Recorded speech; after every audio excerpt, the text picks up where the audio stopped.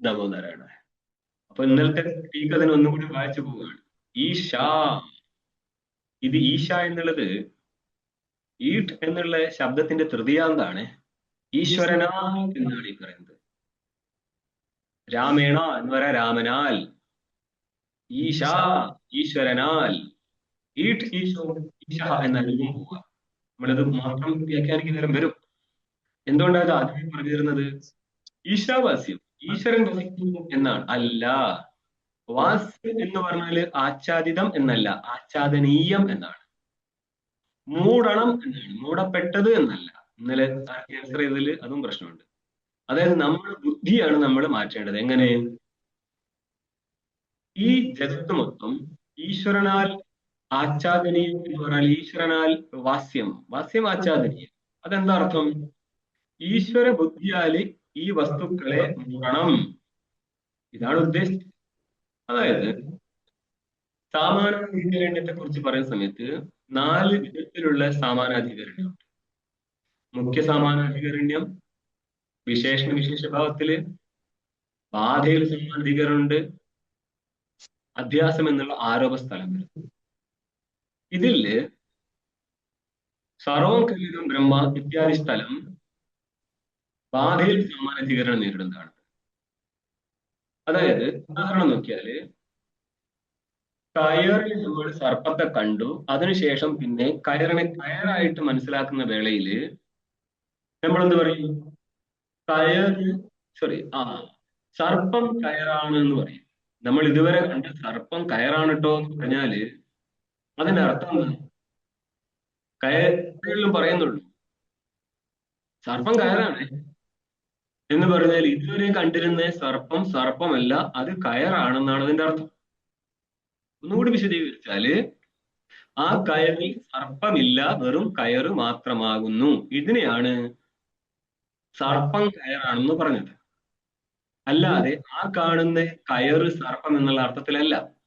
മനസ്സിലായോ? ശാസ്ത്രീയമായിരിക്കുന്ന ദൃഷ്ടാന്തങ്ങളൊക്കെ വന്നു കഴിഞ്ഞാല് മുഖ്യ സാമാനാധികരണ സ്ഥലത്ത് പറയും ദ്വിജോത്തമ ബ്രാഹ്മണ. ദ്വിജൻ എന്ന് പറഞ്ഞാല് ഉപനയന സംസ്കാരം നടത്തുന്നത്.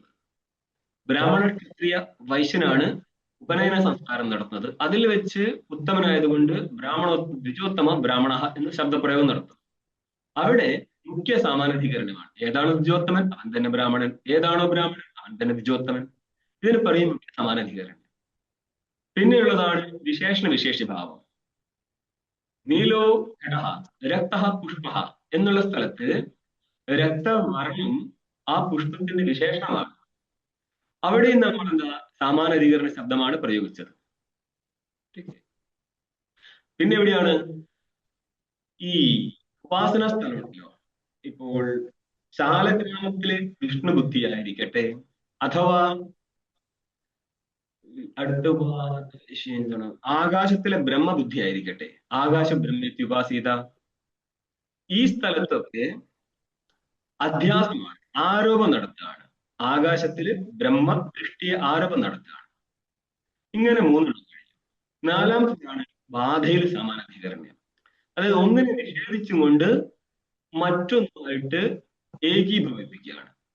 ഉദാഹരണത്തിന് ഈ സർപ്പം കയറാണെന്ന് പറഞ്ഞതിനർത്ഥം അവിടെ സർപ്പമില്ല, കയറ് മാത്രമേ ഉള്ളൂ എന്നാണ്. ഈ രീതിയിലാണ് നിങ്ങൾക്ക് സർവം കല്ലിതം ബ്രഹ്മ എന്നുള്ളതിന്റെ അന്വയം നടത്തേണ്ടത്. നിങ്ങളുടെ സമാനാധികരണത്തെ കുറിച്ച് പറഞ്ഞതാണല്ലോ അല്ലെ? അന്നപ്പോൾ ഈ സർവം കല്ലിതം ബ്രഹ്മ എന്നുള്ള സ്ഥലത്ത് ഖലു എന്നുള്ള വാക്യാലങ്കാരമാണ്. സർവം ബ്രഹ്മ എന്നുദ്ദേശിച്ചത് സർവം എന്നുള്ളത് ജഗത്തിനെ കുറിച്ച് പറഞ്ഞതാണ്. സർവത്തിനർത്ഥം നാമവും രൂപവും എന്നാണ്. ഈ നാമവും രൂപവും എടുത്തു കഴിഞ്ഞാൽ നിങ്ങളുടെ മൊത്തം ജഗത്തായി. അങ്ങനെയാണെങ്കിൽ മുഖ്യ സമാനാധികരണമാണ് എടുത്തതെങ്കിൽ എന്തർത്ഥം കിട്ടും? ഈ ജഗത്ത് മൊത്തം ബ്രഹ്മമാണെന്ന് അർത്ഥം കിട്ടും. ഇങ്ങനെയാണ് പലരും ധരിക്കാറ്. ഇതല്ല ഇതിന്റെ അർത്ഥം. പിന്നെയോ ബാധയിൽ സമാനാധികരണം നടത്തും. ഏതിനെ ബാധിക്കും?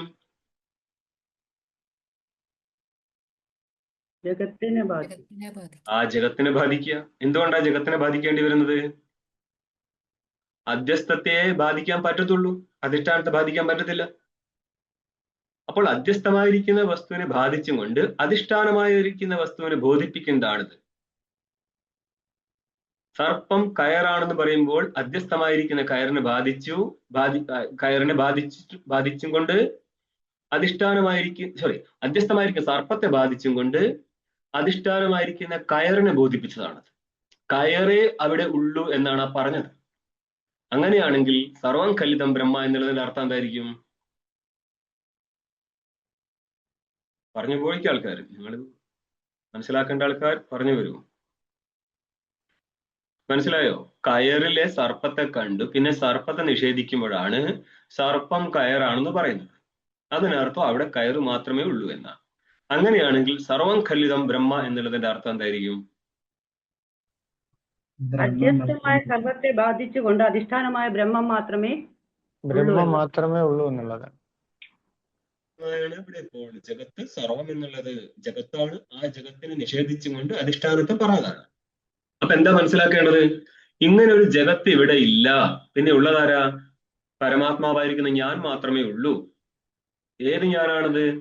എന്റെ ശുദ്ധസ്വരൂപം മാത്രം. അല്ലാതെ ഈ ശരീരപരിച്ഛിന്നമായിട്ടോ അല്ലെങ്കിൽ ലിംഗശരീരപരിച്ഛിന്നമായിട്ടോ ഇരിക്കുന്ന ജീവൻ അല്ല. കേവലനായിരിക്കുന്ന പരമാത്മാവാണ് ഞാൻ. ആ ഞാനായിരിക്കുന്ന പരമാത്മാവ് മാത്രമേ ഉള്ളൂ. മറ്റുള്ളതെല്ലാം എന്നിൽ അധ്യസ്ഥമാണ്. അധ്യസ്ഥമായത് കൊണ്ട് എന്ത് ചെയ്യണം? അവയെ കുറിക്കുന്ന ബുദ്ധി ഉണ്ടാക്കാൻ പാടില്ല. ബാല്യാനത്തിഷ്ടാസേത് എന്നുള്ള സ്ഥലത്ത് ബൃഹദാരണ്യത്തിൽ പറയും, അന്യാകാര വൃത്തി ഇല്ലാതെ ബ്രഹ്മാകാര വൃത്തിയിൽ ഇരിക്കാന്ന. അന്നപ്പോൾ ഇനി ഈ ജഗത്തില്ല എന്നുള്ളതിന് ചിന്തിക്കേണ്ട ആവശ്യമില്ല. കേവലം ബ്രഹ്മത്തിൽ മനസ്സുറപ്പിക്കാൻ വേണ്ടിയാണ് ജഗത്തില്ലെന്ന് പറഞ്ഞത്. ഇതിന് സമാനമായിട്ടാണ് എന്ത് വരുന്നത്? ഈശാവാസ്യം. ഈശ്വരനാൽ ആച്ഛാദനീയം. എന്താ എന്റെ അർത്ഥം? എന്താ? ഈ ജഗത്ത് ഇവിടെ ഇല്ല. ഉള്ളതോ ഈശ്വരൻ എന്നുള്ളതിന്റെ ഈ പദം ഈശ്വരൻ എന്നുള്ളതിനെ ശുദ്ധബ്രഹ്മ എന്ന അർത്ഥത്തിൽ എടുക്കണം. അപ്പൊ ശുദ്ധബ്രഹ്മം മാത്രമേ ഉള്ളൂ, ഇവിടെ ഇങ്ങനത്തെ ഒരു ജഗത്തില്ല എന്നുള്ള ബുദ്ധി വരുത്തുന്നതിനെയാണ് ഈശാവാസ്യം എന്നുള്ളത് കൊണ്ട് ഉദ്ദേശിച്ചത്. മനസ്സിലായോ? അല്ലാതെ ഞാൻ മുമ്പ് പറഞ്ഞില്ലേ, നമ്മുടെ ആര് സംസാരിച്ചത്, അഴീക്കോടൊക്കെ സംസാരിച്ചത്, ഈ ശാസ്ത്രം പരിചയം ഇല്ലാത്തതിന്റെ ഒരു പ്രശ്നമാണ്. ഈ സംഭവം ഒരൊറ്റ പങ്ക്തിയിൽ കഴിഞ്ഞു പോയി. ഈശാവാസ്യം ഇതം സർവം എന്ന് പറഞ്ഞാൽ ഇവിടെ ഇങ്ങനത്തെ ഒരു ജഗത്തില്ല, കേവലമായിരിക്കുന്ന ബ്രഹ്മമേ ഉള്ളൂ എന്ന് നീ വിചാരം ചെയ്ത് കേവലം ബ്രഹ്മത്തെ അറിയണം. ഇതാണ് തുടങ്ങുന്നത്. അപ്പോൾ ആദ്യം പറയാണ് ഈശാവാസ്യം ഇത്യാദി മന്ത്രങ്ങളെ, ഈശാവാസ്യം മുതലായ മന്ത്രങ്ങളെ, ഈശാവാസ്യം എന്ന് തുടങ്ങിയിരിക്കുന്ന എല്ലാ മന്ത്രങ്ങളെയും വ്യാഖ്യാനിച്ചിരിക്കുന്ന ഭാഷ്യകാരൻ തേഷാം മന്ത്രാണെന്നർത്ഥം. ആ മന്ത്രങ്ങൾക്ക് കർമ്മശേഷത്വ ശങ്കയെ ഉന്നയിക്കുന്നുണ്ട് പൂർവപക്ഷി. ആ കർമ്മശേഷത്വ ശങ്കാം താവത് വിദശ്യതി. കർമ്മത്തിന്റെ ശേഷമാണ് ഈശാവാസ്യം എന്നുള്ള മന്ത്രങ്ങൾ. അതുകൊണ്ട് എന്തിന്റെ ആവശ്യമില്ല? വേറെ തന്നെ, അതായത് കർമ്മകാണ്ഡത്തിൽ നിന്നും ഭിന്നമായിട്ട് ജ്ഞാനകാന്ഡം വേറെ ഉണ്ടെന്നും ആ ജ്ഞാനകാന്ഡത്തിലൂടെ അധികാരി വിഷയ സംബന്ധ പ്രയോജനങ്ങൾ ഉൾക്കൊണ്ടും കൊണ്ട് ഈ ഗ്രന്ഥത്തിന്റെ മറ്റൊരു വ്യാഖ്യാനം ആവശ്യമില്ല എന്നാണ് ഉദ്ദേശിച്ചത്. ഈ ഒരു കാര്യം പറയുമ്പോഴാണ് നമ്മൾ പറഞ്ഞത് വേദത്തെ 5 ആക്കി മാറ്റുക. ഏതൊക്കെയാ? വിധി, മന്ത്രം, നിഷേധം, നാമധേയം, അർത്ഥവാദം. വിധി, മന്ത്രം, നിഷേധം, നാമധേയം, അർത്ഥവാദം. അതിൽ തന്നെ വിധിയും കർമ്മപരമാണ്, നാമധേയവും കർമ്മപരമാണ്, ഉദ്ഭിദജേത ഇത്യാദികളാണ്. അതേപോലെ നിഷേധവും കർമ്മപരമാണ്. അപ്പൊ കർമ്മപരമായിരിക്കുന്ന വാക്യങ്ങൾക്ക് പ്രാമാണ്യം സിദ്ധിക്കാം. ഇതുമായിട്ട് ഇനി ബന്ധപ്പെടുത്തി സംസാരിക്കണമെങ്കിൽ ഇത് മനസ്സിലാകത്തുള്ളൂ. അതിലേക്ക് പോവാണ്, പൂർവ്വമീമാംസാ സിദ്ധാന്തത്തിലേക്ക് കയറുകയാണ്. അതല്ലാത്ത വാക്യങ്ങൾ അതല്ലാത്തത് എത്ര ഉണ്ട് അതിൽ ഭാഗമായിട്ട്? ഒന്ന് മന്ത്രവും രണ്ടാമത്തത് അർത്ഥവാദവും. ഇവിടെയാണ് ഇനി പൂർവ്വമീമാംസാ സിദ്ധാന്തത്തില് പൂർവപക്ഷിയും സിദ്ധാന്തിയും തമ്മിൽ അഭിപ്രായ വ്യത്യാസം വരുന്നത്. അവിടെ പൂർവമീമാംസയില് പൂർവപക്ഷിയുടെ അഭിപ്രായമാണ് ആമ്നായസ്യ ക്രിയാർത്ഥത്വാദ് ആനർത്ഥക്യം അതദർത്ഥാനാം. ഇത് ഇന്നലെ സംസാരിച്ചുകൊണ്ട് സ്പീഡ് പോകും. ആമ്നായം എന്ന് പറയുന്ന വേദം ക്രിയാപരകമാണ് എന്ന് പറയുന്ന മൊത്തം വേദവും ക്രിയയെ പറയാൻ വേണ്ടിയുള്ളതാണ്. അല്ല, അങ്ങനെയല്ലല്ലോ, മറ്റു വാക്യങ്ങൾ കാണുന്നുണ്ടല്ലോ. അതിന് പൂർവപക്ഷി പറയാണ് അവയ്ക്കൊന്നും ഒരർത്ഥവുമില്ല. ആനർത്ഥക്യം. ആർക്ക്? അതദർത്ഥാന. കർമ്മപ്രതിപാദകങ്ങളല്ലാത്ത വാക്യങ്ങൾക്ക് അർത്ഥമേ ഇല്ല. ഇങ്ങനെ പറഞ്ഞാൽ ശരിയാകത്തില്ല. കാരണം വേദത്തിന്റെ ഒരു ഭാഗം അർത്ഥവത്തും മറുഭാഗം അനർത്ഥവുമായി കഴിഞ്ഞാൽ ഇതിന്റെ പ്രയോക്താവ് ഈശ്വരൻ എന്ന് പിന്നെ മാനിക്കേണ്ടി വരില്ലല്ലോ. ഈശ്വരമനാൽ വന്നതായതുകൊണ്ട് ഇത് മൊത്തത്തിൽ പ്രമാണമായിരിക്കണം. ആയതുകൊണ്ട് ആ പൂർവമീമാംസയിലെ സിദ്ധാന്തി സംസാരിക്കുന്നതാണ് വിധിനാന്തു ഏകവാക്യത്വാത് സ്തുത്യർത്ഥേന വിധിനാസ്തു വിധിനാ ഏകവാക്യത്വാത് വിധിവാക്യവുമായിട്ട് ഏകവാക്യത്വം പ്രാപിച്ചും കൊണ്ട് വിധിയുടെ അർത്ഥമായിരിക്കുന്ന വിധേയ വസ്തുക്കളുടെ സ്തുതിക്കായിട്ട് മാറും. ചില സ്ഥലത്ത് നിന്ദ കാണാം, പക്ഷെ നിന്ദ ഒരിക്കലും നിന്ദിക്കാൻ വേണ്ടിയല്ല, മറിച്ച് മറ്റേതോ ഒന്നിനെ സ്തുതിക്കാൻ വേണ്ടിയാണ് എന്നുള്ളത് കൊണ്ടാണ് വാക്യം ഇങ്ങനെയായത്. ഇതൊക്കെ ഡീറ്റെയിൽസ് ഇത് വരുമ്പോഴേ മനസ്സിലാവത്തുള്ളേ. ഞാൻ അതിന്റെ പ്രിലിമിനറി റൗണ്ട് പറയുന്നുള്ളൂ. വിധിവാക്യമായിട്ട് ഏകവാക്യത്വം പ്രാപിച്ചുകൊണ്ട് വിധിയുടെ വിഷയമായിരിക്കുന്ന വിധേയ വസ്തുവിനെ സ്തുതിക്കാൻ വേണ്ടി.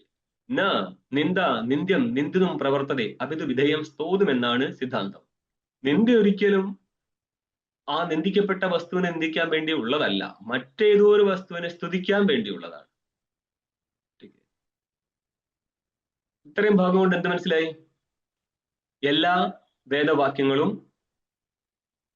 പ്രാമാണികങ്ങളാണ്. അതപ്പോൾ ഇവിടെ സംശയം വന്നത് എവിടെയാണ്? ഒന്ന് മന്ത്രസ്ഥലത്തും മറ്റൊന്ന് അർത്ഥവാദ സ്ഥലത്തുമാണ്. ഇവിടെ ഇപ്പോൾ നമ്മൾ ഒരു ഘട്ടമേ വെക്കുന്നുള്ളൂ. ഈശാവാസ്യം എന്നുള്ള മന്ത്രങ്ങൾ കർമ്മത്തിന്റെ ശേഷമായിക്കോളും. അതെന്തുകൊണ്ടാ? ക്രിയാ സമവേദ അർത്ഥസ്മാരകത്വം മന്ത്രത്വം എന്നാണ് മന്ത്രത്തിന്റെ ലക്ഷണം തന്നെ. ക്രിയ ചെയ്യുന്ന സമയത്ത് ക്രിയാസംബന്ധിയായിരിക്കുന്ന ദ്രവ്യം, യജമാനൻ, ഇവയൊക്കെ ബോധിപ്പിക്കുന്ന ഇതുകൊണ്ട് ക്രിയാസമവേദ അർത്ഥസ്മാരകമാണ് മന്ത്രം എന്നിരിക്കെ സമവേദം എന്നുള്ള സംബന്ധം എന്ന അർത്ഥത്തിലാണ്. സമവായം എന്നുള്ളത് പൂർവമീമാംസയില് സംബന്ധ സാമാന്യം എന്നേ അർത്ഥമുള്ളൂ, അല്ലാതെ നൈയായികൻ പ്രയോഗിക്കുന്നത് പോലെ നിത്യസംബന്ധമല്ല. ഇതിപ്പോൾ ഞാൻ ഇങ്ങനെ പറയുമ്പോൾ നിങ്ങൾക്ക് മനസ്സിലാക്കാൻ കുറച്ച് ബുദ്ധിമുട്ട്, നിങ്ങൾ സെപ്പറേറ്റ് ആയിട്ട് ന്യായം പഠിച്ചില്ല എന്നുള്ളത് കൊണ്ടാണ്. എന്നാലും ഇങ്ങനെ നമ്മൾ ഇൻഫർമേഷൻ പൈലറ്റ് ചെയ്യുക, പിന്നെ ബാക്കി കാര്യങ്ങൾ വന്നോളൂ. ആർക്കും ഈ ടെക്സ്റ്റുകളൊന്നും സാമ്പ്രദായിക രീതിയിൽ എടുത്താലും തുടക്കത്തിൽ നിങ്ങളെ പോലെ തന്നെയാണ് എല്ലാവരും, ഞാനും അങ്ങനെ തന്നെയായിരുന്നു.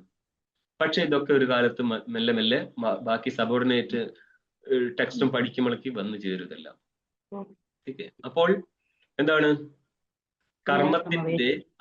കർമ്മത്തിന്റെ ശേഷമായിട്ടാണ് ഏത് വരുന്ന മന്ത്രങ്ങൾ വരുന്നത്. കാരണം സംവേദർ ക്രിയാസംബന്ധിയായിട്ടാണ് യജമാൻ ഇരിക്കുന്നത്, ദ്രവ്യങ്ങൾ ഇരിക്കുന്നത്, മറ്റ് അംഗങ്ങളൊക്കെ ഇരിക്കുന്നുണ്ട്. ഇവയൊക്കെ ബോധിപ്പിക്കാനുള്ളതാണ് ഈ ഏത് മന്ത്രങ്ങൾ, ക്രിയാസംവേദ അർത്ഥസ്മാരകത്വം മന്ത്രത്വം. ആ വിധത്തില് മന്ത്രങ്ങൾക്ക് വിധിവാക്യമായിട്ട് സംബന്ധം വന്നോളൂ. പക്ഷെ അപ്പോഴും അർത്ഥവാദ വാക്യങ്ങൾക്ക് എങ്ങനെ സംബന്ധം വരും? അന്നപ്പോൾ പൂർവമീമാംസയിലാണ്. പൂർവമീമാംസകൻ പറയും, ഇത് സിദ്ധാന്തയുടെ ഭാഷ അല്ല അപ്പോൾ ഞാൻ സംസാരിക്കുന്നത്, പൂർവമീമാംസയിലെ സിദ്ധാന്തം പറയുന്നതാണ് എന്ന് പറഞ്ഞാൽ വേദാന്ത സിദ്ധാന്തത്തിനനുസരിച്ചല്ല ഈ വിഷയം സംസാരിക്കുന്നത്, പൂർവമീമാംസയിലെ സിദ്ധാന്തത്തിനനുസരിച്ചാണ്. അപ്പൊ കർമ്മങ്ങളെല്ലാം തന്നെ വിധിവാക്യമായിട്ട് സംബന്ധം പ്രാപിച്ചും കൊണ്ട് പ്രാമാണികങ്ങളാവും. അപ്പൊ അർത്ഥവാദ വാക്യങ്ങളോ? അർത്ഥവാദ വാക്യങ്ങൾ എന്ത് ചെയ്യും? കർമ്മ സംബന്ധിയായിരിക്കുന്ന യജമാനനെ സ്തുതിക്കാനായിട്ടുള്ളതാകുന്നു. ഏത്? നിങ്ങളുടെ ഈശാവാസ്യം എന്നൊക്കെ പറഞ്ഞാൽ ബുദ്ധിമുട്ടൊന്നുമില്ല, അവിടത്തെ യജമാനനെ സ്തുതിക്കാൻ വേണ്ടിയാകുന്നു. ഇതല്ലാതെ നിങ്ങളുടെ വേദാന്ത വാക്യങ്ങൾക്ക് നിത്യശുദ്ധ ബുദ്ധമുക്തനായിരിക്കുന്ന ബ്രഹ്മസ്വരൂപത്തെ ബോധിപ്പിക്കാനുള്ള സാമർത്ഥ്യമേ ഇല്ല എന്നുള്ളതാണ് പൂർവമീമാംസയിലെ മുഖ്യ സിദ്ധാന്തം. അതുകൊണ്ട് കർമ്മകാണ്ഡവും വേദാന്തവും ഒന്നാണെന്ന് ആരും ധരിക്കണ്ട. കർമ്മകാണ്ഡിക്ക് ശരീരത്തിൽ നിന്ന് വിലക്ഷണനായിരിക്കുന്ന ജീവനെ പരിചയമുണ്ട്. അവനാണ് സ്വർഗാദി ലോകങ്ങളിൽ പോയിട്ട് ഭോഗം നടത്തുന്നത്. പക്ഷേ ആ ജീവൻ നിത്യശുദ്ധ ബുദ്ധമുക്തനായിരിക്കുന്ന പരമാത്മാവാണ്. ഇവിടെ ജീവൻ എന്നുള്ള രണ്ടാമത്തെ വസ്തുവില്ല. ജീവൻ പരമാത്മാവ് തന്നെയാണ്. ആ പരമാത്മാവ് തന്നെയാണ് ഔപാധികമായിട്ട് ജീവഭാവത്തിൽ ഇരിക്കുന്നത് എന്നുള്ള സിദ്ധാന്തം നിങ്ങളെ വേദാന്തത്തിൻ്റെത് മാത്രമാണ്. ഇത് പഠിപ്പിക്കുക എന്നുള്ളത് മാത്രമാണ് ഇതിന്റെ ഉദ്ദേശവും. വേദാന്തം ചുരുക്കി വെച്ചാൽ ചെറിയൊരു സ്ഥലത്ത് പോയി നിൽക്കും, പക്ഷെ അത് മനസ്സിലാക്കണമെങ്കിൽ വലിയ വിസ്താരത്ത് പഠിച്ചു പോകണം. അതുകൊണ്ടാണ് നമ്മൾ കഴിഞ്ഞ വട്ടം ഈശാവാസ്യം എടുത്ത ക്ലാസ് കിടക്കുന്നുണ്ട്. അത് വളരെ സംക്ഷേപിച്ചിട്ടാണ് ഇവിടെ വിസ്തരിച്ചാ പോകുന്നത്. ചിലർക്ക് വിസ്തരിച്ചു കഴിഞ്ഞാൽ ബോറടിക്കും. പക്ഷേ സംക്ഷേപ വിസ്താരാഭ്യാം വസ്തുബോധോ സമ്യക് സംഭവതി. സംക്ഷേപിച്ചിട്ടും വിസ്തരിച്ചിട്ടും പറഞ്ഞാൽ ഒരു വസ്തുവിന്റെ ബോധം എന്താണ് വേണ്ട വണ്ണം ഉണ്ടാവും. അതുകൊണ്ട് ഭാഷ്യകാരനും ഇവിടെ ഇപ്പോൾ സംക്ഷേപിച്ചിട്ടാണെങ്കിലും ഇതിന്റെ വ്യാഖ്യാനമല്ലല്ലോ ബൃഹദാരണ്യകം, അവിടെ ഇതൊക്കെ സംസാരിക്കും. ठीक है. അന്നപ്പോൾ താവത് വിദശ്ചതി, താവത് വാക്യാലങ്കരമായി, വിദശ്ചതി എന്നതിന് അർത്ഥമാണ് നിരാകരോധി, നിരാകരിക്കുകയാണ്. ഏതിനെ നിരാകരിക്കുന്നത്? ഈശാവാസ്യം മുതലായ മന്ത്രങ്ങൾ കർമ്മത്തിന്റെ ശേഷമാണ്, അംഗമാണ്, ആയതുകൊണ്ട് ഇത് നിത്യശുദ്ധനെ പറയുന്നില്ല എന്നുള്ള അഭിപ്രായത്തെ നിരാകരിക്കുകയാണ്. അങ്ങനെയാണെങ്കിൽ നിങ്ങൾക്ക് എന്ത് കാണാം? പക്ഷെ ടീക്ക തന്നെ ഒന്നും കൂടി പോയിട്ട് ഭാഷ്യത്തിലേക്ക് കയറാം. തഥാഹി എന്താ, അത് എപ്രകാരം എന്നാണെങ്കിൽ വ്യാഖ്യാനം പറയാൻ പോവാണ്. കർമ്മജഡാഹ കേചന മന്യന്തേ സ്മാ, കർമ്മജഡന്മാരായിരിക്കുന്ന ചിലർ മാനിക്കുന്നു, മാനിച്ചു, മാനിച്ചു എന്നാണ്, മന്യന്തേ എന്ന് മാനിക്കുന്നു, സ്മാ കൂട്ടിച്ചേർത്തുകൊണ്ട് മന്യന്തേ സ്മാ മാനിച്ചു എന്നർത്ഥം കിട്ടും. ഇതിന്റെ 2-ാം നമ്പർ ടിപ്പണി കാണും. നിങ്ങൾക്ക് ടിപ്പണിയുടെ ഒരു പരിചയം വേണ്ടേ? ടിപ്പണി 2 ബുക്കിന് താഴെ നോക്ക്, ഏറ്റവും താഴെ ലൈനിന് ശേഷം. കർമ്മൈവ പുമർത്ത സാധനം ന ഇതരതിരി ബലവദാഗ്രഹാഹ ഇതിയാവത്. കർമ്മ ഏവ, കർമ്മം മാത്രമാകുന്നു, പുമർത്ഥം എന്ന് പറഞ്ഞാൽ പുരുഷാർത്ഥം എന്നർത്ഥം. പുരുഷാർത്ഥത്തിന്റെ പര്യായ പദമാണ് പുമർത്ഥം. പുമർത്ഥത്തിന്റെ സാധനം എന്ത് മാത്രമാണ്? കർമ്മം മാത്രമാകുന്നു എന്ന് പറഞ്ഞ കർമ്മത്തിൽ നിന്നാണ് പുരുഷാർത്ഥ സിദ്ധി, അല്ലാതെ ബാക്കി പറ, ജ്ഞാനത്തിൽ നിന്നല്ല. ജ്ഞാനം കൊണ്ട് അങ്ങനെ ഒരു പ്രത്യേകിച്ച് പുരുഷാർത്ഥവും സിദ്ധിക്കാൻ പോകുന്നില്ല. അതായത് നിങ്ങൾ ഈ പറയുന്ന നിത്യശുദ്ധമുക്തന്റെ ജ്ഞാനം ഒന്നും ഇവിടെ ആവശ്യമേ ഇല്ല. ഇവിടെ ആവശ്യം ജീവന്റെ ജ്ഞാനം മാത്രമാണ്. അവനാണ് യജമാനൻ, അവനാണ് കർമ്മി, അവനാണ് കാമി, അവനാണ് സ്വർഗം ഭോഗിക്കുന്നവൻ. അത്രേ ആവശ്യമുള്ളൂ. അതുകൊണ്ട് ഇവിടെ എന്തായി? പുമർത്ത സാധനം കർമ്മം മാത്രമാണ്, ന ഇതരത് മറ്റൊന്നുമല്ല എന്നുള്ള കാര്യത്തിൽ ബലവദാഗ്രഹാഹ, ബലവത് ആഗ്രഹോ യേശാം തേ ബലവദാഗ്രഹാഹ, ബഹുറിഹയാണത്. ബലവത്തായിരിക്കുന്ന ആഗ്രഹം ആർക്കാണുള്ളത്? അവരാണ് ബലവദാഗ്രഹാഹ, ബലവദാഗ്രഹത്തോട് കൂടിയവർ എന്നാണ് ഇതിനർത്ഥം. ഇവരെയാണ് നമ്മൾ എന്ത് വിളിച്ചത്? കർമ്മജഡന്മാർ. കർമ്മത്തിലെ ജഡബുദ്ധികളാണ്. അവരതിൽ നിന്ന് വിട്ടുപോകത്തേയില്ല. നിങ്ങളുടെ വേദത്തിന്റെ മുഖ്യ ഭാഗവും കൊണ്ടുപോകുന്നത് കർമ്മകാണ്ഡമാണ്. ആ കർമ്മകാണ്ഡിയിൽ ഒരുത്തൻ പോലും കാല് മാറ്റി വെക്കത്തില്ല ജ്ഞാനകാണ്ഡത്തിലേക്ക്. അന്നപ്പോൾ ഏത് കാലത്തായിരിക്കും വേദാന്തം വിസ്തരിച്ച് ആൾക്കാർ പഠിച്ചു പോയിട്ടുണ്ടാവുക? ഒരു കാലത്തുമില്ല. അന്നും കേവല വേദാന്തം പഠിക്കുന്നവനെ കാണിച്ചു കൊടുക്കും. കണ്ടോ, ഈശ്വര നിഷേധി എന്ന് ശങ്കരാചാര്യരുടെ കാലത്തും കാണിച്ചിട്ടുണ്ട്, മലയാളി പ്രത്യേകിച്ചും. കാരണം ശങ്കരാചാര്യ ഇത്രയും എഴുതിത്തീർത്ത ഒരു വിഭാഗം ഉണ്ടാകത്തില്ല. എന്തുകൊണ്ടാ? ഇവിടെ കൊടുക്കൽ വാങ്ങൽ ചർച്ചകളാണ്. ഇതം ഇന്ദ്രായ ന മമ, ഇത് ഇന്ദ്രന് വേണ്ടിയുള്ളതാണ്. ഇതിന്റെ അതായത് സ്വന്തം സത്വബോധം നഷ്ടപ്പെടുത്തി ദേവതയുടെ സത്വബോധം സ്ഥാപിക്കുന്നതാണ് യാഗം എന്ന് പറയുന്നത്. ആ വസ്തുവിനെ അഗ്നിയിലേക്ക് കൊടുക്കുമ്പോഴാണ് ഹവനം എന്ന് പറയുന്നത്. അപ്പോൾ സ്വന്തം സത്വബോധം വിട്ടുകൊടുത്ത് ദേവതയുടെ സത്വബോധം പുനഃസ്ഥാപിച്ച് അവിടെ സ്ഥാപിച്ചു കൊടുത്താൽ ദേവത എന്ത് തരും? സംതൃപ്തനായിരിക്കും ദേവത, ഇങ്ങോട്ട് ഫലം തരും. ഇതില്ലാന്നൊന്നും വേദാന്തം പറയുന്നില്ല. വേദാന്തത്തിലെ ബ്രഹ്മസൂത്രത്തില് ദേവത അധികരണ ന്യായം തന്നെയുണ്ട്. പക്ഷെ ഇതൊന്നും വാസ്തവമല്ല, ഇതെല്ലാം കൽപ്പിതമാണെന്നും അധിഷ്ഠാനം ബ്രഹ്മസത്ത മാത്രമാണെന്നും പറയാൻ വേണ്ടിയാണ് അദ്വൈത വേദാന്തം തുടങ്ങുന്നത്.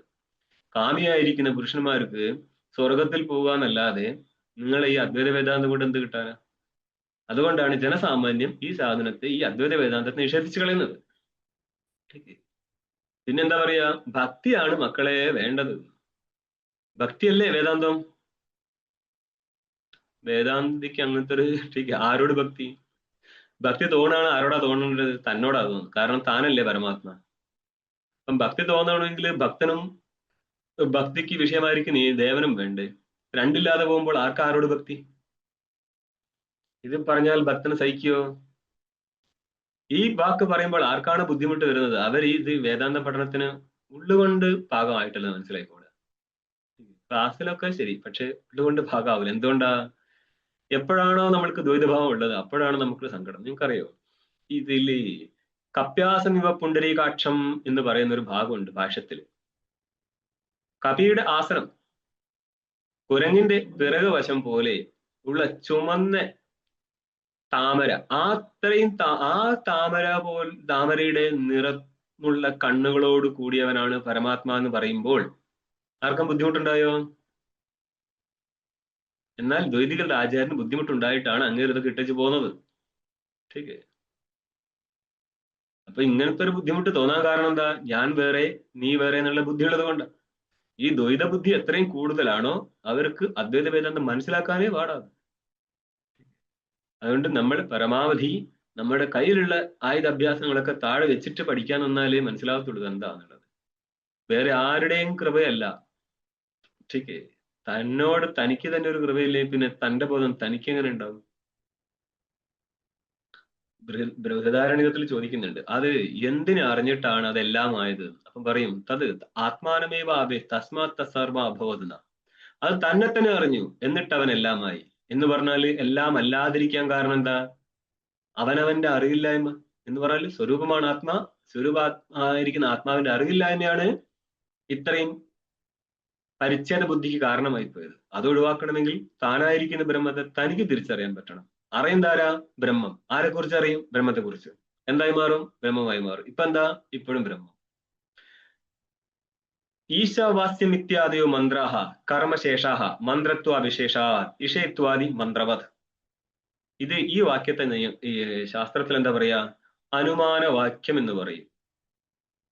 ഇതൊക്കെ ഉണ്ട്. തർക്കമൊന്നും അറിയത്തില്ലെങ്കിൽ തീക്ക മനസ്സിലാവൂല.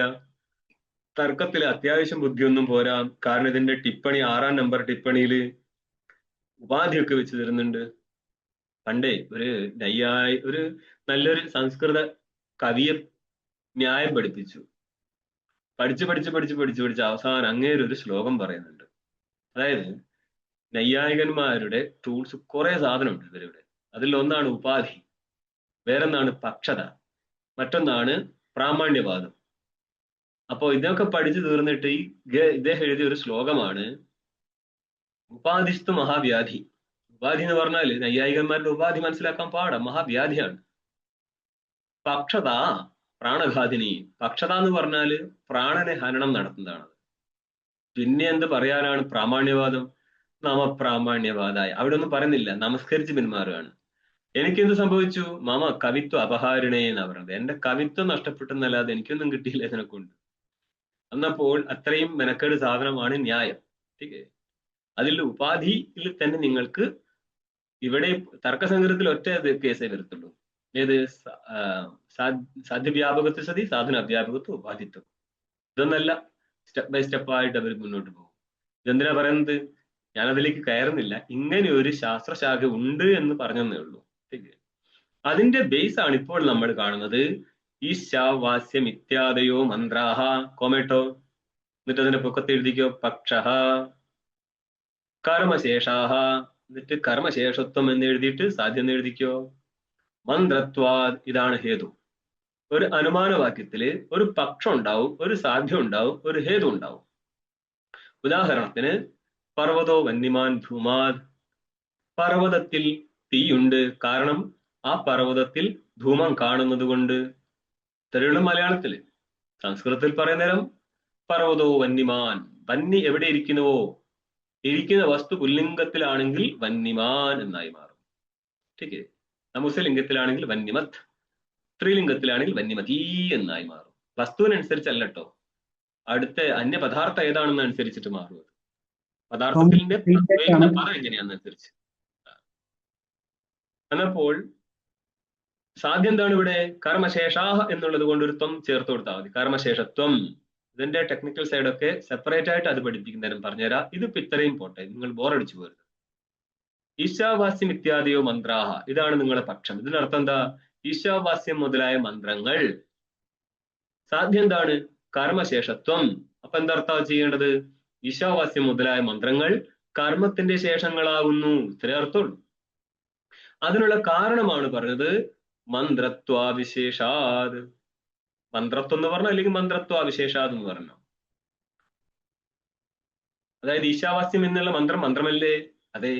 ഇഷയത്വ ശാഖാം ചിനത്മി എന്ന് വേറെ മന്ത്രമുണ്ട്. അതിലും മന്ത്രത്വം ഒരിക്കത്തിലേ ഇരിക്കും. മന്ത്രത്വം ഇപ്പൊ എവിടെ ഇരുന്നു? ഈശാവാസ്യം ഇത്യാദി മന്ത്രത്തിൽ വരുന്നു. ഇഷയത്വ ഇത് ശാഖാം ചിനത്മി എന്നുള്ള സ്ഥലത്തും വരുന്നു. ഞാൻ ഇത് കൊണ്ടുവന്നത് ഇഷയത്വതി ശാഖാം ചിനത്മി നിങ്ങൾക്ക് ദൃഷ്ടാന്തത്തിൽ അന്വയിക്കേണ്ടതാണ്. അതുകൊണ്ടാണ് അത് വന്നത്.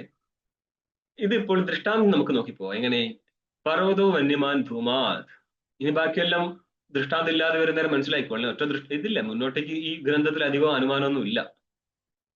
പർവ്വതോ വന്യമാൻ ധൂമാത് എന്നുള്ള സ്ഥലത്ത് ഇല്ല ടീക്കയിലൊന്നല്ല ഭഗവാനെ, പക്ഷത വേറെ സ്ഥലത്ത് വന്നൊരു കഥ പറഞ്ഞതേ ഉള്ളൂ. നിങ്ങൾക്ക് ഇടയ്ക്ക് മൊത്തത്തിൽ ഇത് കൊണ്ടുപോയി കഴിഞ്ഞാൽ നിങ്ങൾ ഓടൂലേ. അതുകൊണ്ടാണ് ഞാൻ ഇടയ്ക്ക് ഡൈവേർട്ടായിട്ട് കഥയൊക്കെ പറഞ്ഞു ഇങ്ങോട്ട് കൊണ്ടുവരുന്നത്. എന്ത് ചെയ്യാനാ? അപ്പോൾ എവിടെയാ പറഞ്ഞത്? പർവ്വതോ വന്യമാൻ ധൂമാത് എന്നുള്ള സ്ഥലത്ത് ധൂമമാണ് അവിടുത്തെ ഹേതു. ധൂമത്തെ എന്ന് പറഞ്ഞാൽ പുകയെ കണ്ടിട്ട് വന്യയെ അഗ്നിയെ അനുമാനം നടത്തുകയാണ്. അനുമാന സ്ഥലത്ത് അതിനെ കാണുന്നില്ല, അറിവേ ഉള്ളൂ. എന്തുകൊണ്ടാ? ഒരു പർവ്വതത്തിന്റെ മറുവശത്താണ് വന്യയുള്ളത്. അതിൽ നിന്ന് ഉയർന്നിരിക്കുന്ന ധൂമത്തെ മറ്റൊരു വശത്തിരിക്കുന്ന ആർക്കും കാണാൻ പറ്റും. പൊക്കത്തേക്ക് പോകല്ലേ. അപ്പോൾ ആ പുക ഉയർന്നു വരുന്ന ഏതൊരിടമാണോ ആ ഇടത്ത് വന്യ ഉണ്ട് എന്നാണ് ഉദ്ദേശിച്ചത്. എവിടെ നിന്നാണോ ധൂമം ഉയരുന്നത് അവിടെ വന്യ ഉണ്ടെന്നാണ് ഈ പറഞ്ഞത്. അപ്പൊ ഇവിടെ എന്താണ്? എത്ര ധൂമ തത്ര അത്ര വന്നി. എവിടെ എവിടെ ധൂമം ഇരിക്കുന്നുവോ അവിടെയെല്ലാം എന്തിരിക്കും? വന്യ ഇരിക്കും. പക്ഷെ തല തിരിച്ചിടാൻ പറ്റത്തില്ല. എവിടെയെല്ലാം വന്യുണ്ടോ അവിടെയെല്ലാം ധൂമുണ്ട് ശ്രദ്ധിക്കാൻ പറ്റത്തില്ല, അല്ലേ? നമ്മൾ ഗ്യാസിൽ സ്റ്റൗ കത്തിക്കുന്ന സമയത്ത് അവിടെ വന്യ കാണാം, പക്ഷെ ധൂമമില്ല. ഒരു തുള്ളി വെള്ളം തുടിച്ചു കൊടുത്തു കഴിഞ്ഞാൽ അവിടെ നിന്ന് പിന്നെയും എന്ത് കാണാം? ധൂമം വരുന്നത് കാണാം. അത് എന്തുകൊണ്ടാ? ആർദ്രമായിരിക്കുന്ന ഇന്ധനം എത്തിയത് കൊണ്ടാണ്. അപ്പോൾ ധൂമുണ്ടെങ്കിൽ തീർച്ചയായിട്ടും വന്യ സിദ്ധിക്കപ്പെടും. വന്യുണ്ടെങ്കിൽ ധൂമം സിദ്ധിക്കപ്പെടത്തില്ല. അപ്പോൾ ദൃഷ്ടാന്തത്തില് പർവ്വത വന്യമാൻ ധൂമാത് എന്നുള്ള സ്ഥലത്ത് പർവ്വതമാണ് പക്ഷം, വന്യാണ് സാധ്യം, ഹേതുവാണ് ധൂമം. ഇതിങ്ങനെ സിദ്ധിക്കണമെങ്കിൽ ആദ്യം വ്യാപ്തി സിദ്ധിക്കണം. വ്യാപ്തി എന്നുള്ളത് സാധ്യവും ഹേതുവും തമ്മിലുള്ള പരസ്പര സംബന്ധമാണ്. ഒരു സംബന്ധിയുടെ ജ്ഞാനം മറ്റൊരു സംബന്ധിയുടെ ജ്ഞാനത്തിന് കാരണമാവും. ഇപ്പൊ രാമനും കൃഷ്ണനും ഒന്നിച്ചു പോകുന്നവരാണ്. അപ്പം എന്തെങ്കിലും ഒരാളെ കണ്ടാൽ നമുക്ക് പെട്ടെന്ന് തന്നെ മറ്റൊരാളെ കുറിച്ച് ഓർമ്മ വരും. ഇതേപോലെയാണ് എന്തുകൊണ്ട് അവിടെ എങ്ങനെ വരാൻ കാരണം? അവർ തമ്മിലൊരു പരസ്പര ചേട്ടാനുജർ സംബന്ധം ഉണ്ടായിരുന്നു, അതുകൊണ്ട്. ഇതേപോലെ ധൂമവും വന്യവും തമ്മിലെ സംബന്ധത്തിന്റെ പേരാണ് വ്യാപ്തി. അതിൽ ഒരു സംബന്ധിയാണ് ധൂമം. ഇങ്ങനെ ഇരിക്കുന്ന ഒരു സംബന്ധിയായിരിക്കുന്ന ധൂമത്തെ കണ്ടതുകൊണ്ട് മറുസംബന്ധിയായിരിക്കുന്ന വന്യയെ അനുമാനം നടത്താം. അങ്ങനെയാണ് നിങ്ങൾ തിരിച്ചു ചോദിക്കുക, ഈ പരസ്പര സംബന്ധം ഉണ്ടെങ്കിൽ വന്യയെ കണ്ടിട്ട് എന്തുകൊണ്ട് ധൂമത്തെ അനുമാനം നടത്താൻ പറ്റത്തില്ല? അല്ലേ? ഇവിടെ പ്രശ്നം എന്താന്ന് പറഞ്ഞാൽ വ്യാപ്തി എന്നുള്ള സംബന്ധം ധൂമത്തിലേ ഉള്ളൂ. അല്ല ഒന്നിൽ മാത്രം സംബന്ധം ഇരുന്നാൽ എങ്ങനെ ധിനിഷ്ടമാവും? അതൊക്കെ നമുക്ക് മുന്നോട്ട് ചർച്ച ചെയ്യാം. കാരണം വ്യാപക സമാനാധികരണം വ്യാപ്തി എന്നുള്ള സംബന്ധം വ്യാപക നിരൂപിത വ്യാപ്തിയാണ്. അത് ഹേതുവിലേ ഇരിക്കത്തുള്ളൂ. അതുകൊണ്ട് ഈ ഹേതുവിൽ നിന്ന് അതിന്റെ വ്യാപകനെ സിദ്ധിക്കാൻ പറ്റും. അപ്പൊ വ്യാപ്തി വ്യാപക ഭാവ സംബന്ധം എന്നുള്ളതാണ് വാസ്തവത്തിൽ ഇവർ തമ്മിലെ സംബന്ധം. ഇത് ശരിക്കും സംബന്ധം ഒന്നല്ല. നൈയായികൻ എത്ര കയറിപ്പോയാൽ, ഇതിപ്പോ ഈ ന്യായം പഠിക്കാനാണ് വലിയ ബുദ്ധിമുട്ട്. പക്ഷേ നൈയായികനെ കണ്ടറാൻ നടത്തുന്ന വേറെ ഒരു മാർഗം ആരവലംബിക്കും? വേദാന്തി അവലംബിക്കും. അല്ലാതെ ന്യായം കണ്ട് പേടിക്കുകയൊന്നുമില്ലത്. നൈയായികൻ എവിടെയാണോ അവസാനിപ്പിക്കുന്നത് അവിടെ തുടങ്ങുകയാണ് വേദാന്തി. അപ്പം വേദാന്ത സിദ്ധാന്തമാണ് ഏറ്റവും ടഫ്. പക്ഷെ പഠിച്ചെടുക്കാൻ കഷ്ടപ്പാട് ന്യായമാണ്. അതെന്തുകൊണ്ടാ? വേദാന്ത സിദ്ധാന്തം അതായത് നൈയായികന്റെ ഖണ്ഡനം വേദാന്തി പറയുമ്പോൾ മനസ്സിലാക്കണമെങ്കിൽ ആദ്യം ന്യായം പഠിക്കണ്ടേ? ന്യായം പഠിക്കാൻ സാമർഥ്യമുള്ളവന് പിന്നെ വേദാന്തി നൈയായികനെ ഖണ്ഡനം നടത്താൻ മനസ്സിലാവും. ഇല്ലെങ്കിൽ ഒന്നും മനസ്സിലാവത്തില്ല. അതായത് നിങ്ങളുടെ ഹയർ ടെക്സ്റ്റ് കൈകാര്യം ചെയ്യണമെങ്കിൽ അദ്വൈതസിദ്ധി പോലെയുള്ള ടെക്സ്റ്റുകൾ കൈകാര്യം ചെയ്യാൻ നല്ല ന്യായം മാതൃഭാഷ ആയെങ്കിൽ മാത്രമേ അതിലേക്ക് കയറാൻ പറ്റത്തുള്ളൂ. അത്രയും കാലം ട്രെയിൻ ചെയ്യണം. കേട്ടുവിട്ടിട്ടൊന്നും കാര്യമൊന്നുമില്ലത്. അതായത് ആ വിദ്യാർത്ഥികൾ ഓരോരുത്തരും ന്യായികന്മാരുടെ ആചാര്യന്മാരായിരിക്കും. എന്ന് പറഞ്ഞാൽ ന്യായം പഠിപ്പിക്കുന്ന ആൾക്കാർക്ക് അദ്വൈതസിദ്ധി പോലെയുള്ള ഗ്രന്ഥം മനസ്സിലാക്കാൻ പോലും പറ്റത്തുള്ളൂ. എത്രയോ ടോപ്പിലിരിക്കുന്ന കാര്യങ്ങൾ അതൊക്കെ.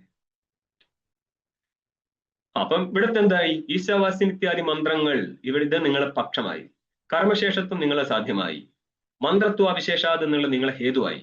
ഇനി എന്താ വേണ്ടത്? എവിടെ ഹേതു ഇരിക്കുമോ അവിടെ സാധ്യമിരിക്കും. എത്ര ഹേതു അത്ര സാധ്യം. ഏതുപോലെ എത്ര ധൂമ തത്ര വന്നി. എത്ര എന്ന് പറഞ്ഞാല് എവിടെ എവിടെയെന്നേ അർത്ഥമുള്ളൂ. എവിടെ ധൂമം ഇരിക്കുമോ അവിടെ എന്ന് പറഞ്ഞാൽ അവിടെ എല്ലാം വന്യിരിക്കുന്നു. ഇങ്ങനെ സിദ്ധിച്ചു കഴിഞ്ഞാൽ ഏതാ ദൃഷ്ടാന്തം കൊടുക്കുക? നമ്മൾ അടുക്കള, നമ്മള് എന്തെങ്കിലും ഇലയൊക്കെ കൂട്ടിയിട്ട് തീ വെച്ചാൽ അവിടെയും ധൂമമുണ്ട്, അവിടെയും വന്യെ കണ്ടിട്ടുണ്ട്.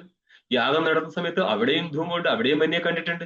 ഇപ്രകാരം അനവധി സ്ഥലങ്ങളിൽ ധൂമവും വന്യവും തമ്മിലെ സംബന്ധത്തെ തിരിച്ചറിഞ്ഞത് കൊണ്ടാണ് നമ്മൾക്ക് മനസ്സിലാക്കാൻ പറ്റുന്നത് ധൂമത്തിൽ വന്യയുടെ വ്യാപ്തിയുണ്ട്.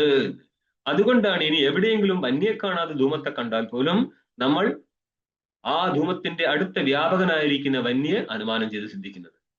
ഇതിനെയാണ് നമ്മൾ അനുമാനം, അനുമിതി എന്നൊക്കെ പറയുന്നത്. അനുമിതി എന്നുള്ളത് ജ്ഞാനവും അതിന്റെ കാരണത്തെയാണ് നമ്മൾ കാരണത്തിലെ അസാധാരണ കാരണമാണ് കാരണം, അതിനെയാണ് നമ്മൾ അനുമാനം എന്നും പറയുന്നത്. അപ്പൊ ഇവിടെ എന്താണ് ദൃഷ്ടാന്തം എന്താ കൊടുത്തത്?